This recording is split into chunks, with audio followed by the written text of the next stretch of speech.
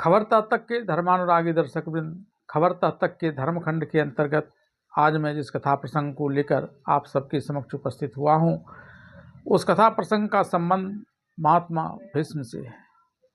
वही महात्मा भीष्म जिसने देवव्रत के रूप में अपने पिता शांतनु की शादी माता सत्यवती से करवाने के लिए एक कठिनतम प्रतिज्ञा कर ली थी।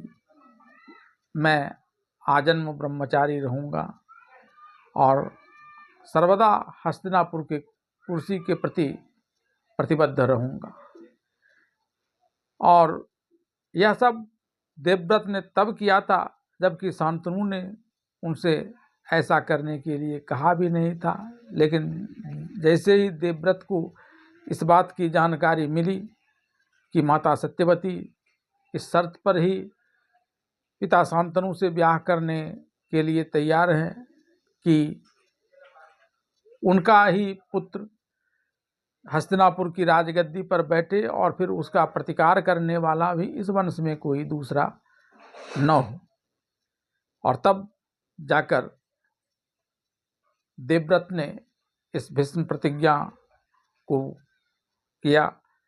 और न सिर्फ उन्होंने वचन से बल्कि अपने कर्तव्यों से भी ऐसा कर दिखाया। यद्यपि वे काफ़ी सूरवीर, धीर, नीतिज्ञ थे, लेकिन कभी उन्होंने इसका दुरुपयोग नहीं किया। यहाँ तक कि जब माता सत्यवती और शांतनु के पुत्र चित्रांगद और विचित्रवीर्य की मृत्यु हो गई और उन्हें कोई संतान नहीं थी, तब माता सत्यवती के कहने के पश्चात भी उन्होंने हस्तिनापुर की राजगद्दी नहीं स्वीकारी, अपना वचन उन्होंने नहीं तोड़ा।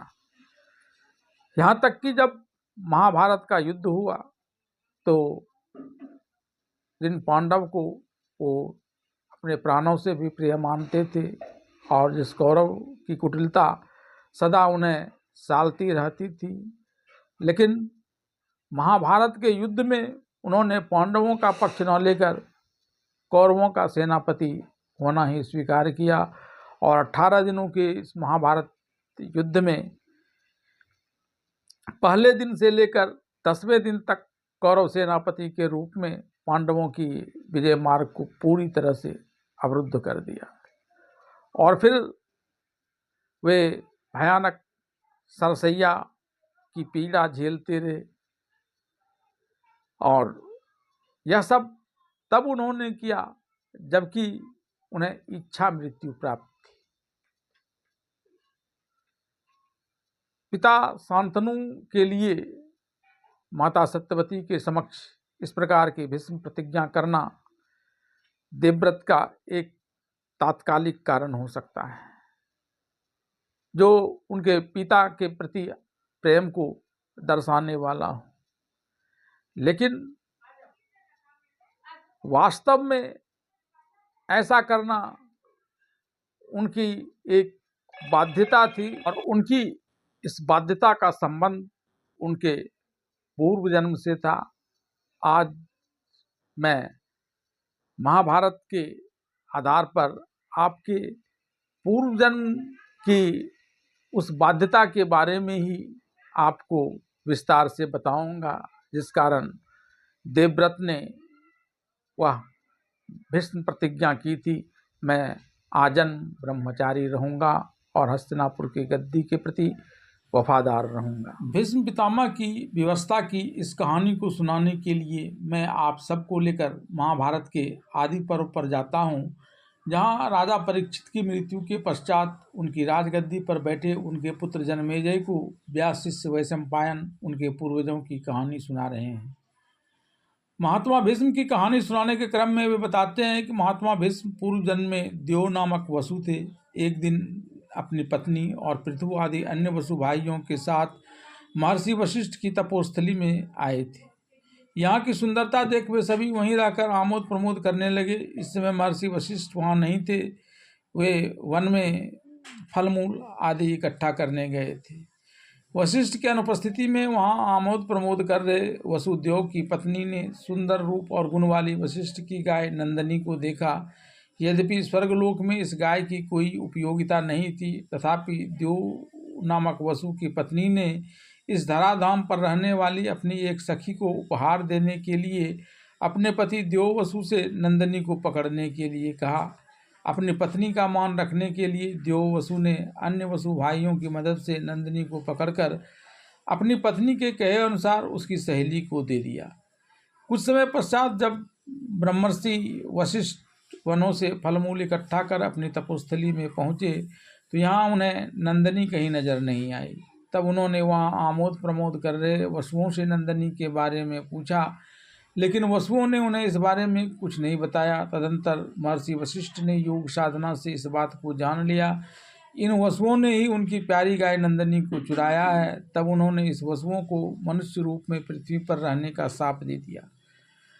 शाप सुनकर सभी वसु तुरंत महर्षि वशिष्ठ से क्षमा याचना करने लगे। इस पर महर्षि वशिष्ठ ने कहा, मेरा शाप व्यर्थ तो नहीं जाएगा, लेकिन दियो नामक वसु को छोड़कर, जो इसके लिए मुख्य रूप से उत्तरदायी है, अन्य वसुओं के लिए मेरा यह शाप अल्पकालिक होगा, लेकिन दियो नामक वसु को यह शाप दीर्घकाल तक मनुष्य लोक में रहकर कर्मानुसार झेलना होगा। ये महामना दियो मनुष्य लोक में संतान की उत्पत्ति भी नहीं कर पाएंगे। ये धर्मात्मा तथा सब शास्त्रों में निपुण विद्वान होंगे, पिता के प्रिय एवं हित में तत्पर रहकर स्त्री संबंधी भोगों का परित्याग कर देंगे।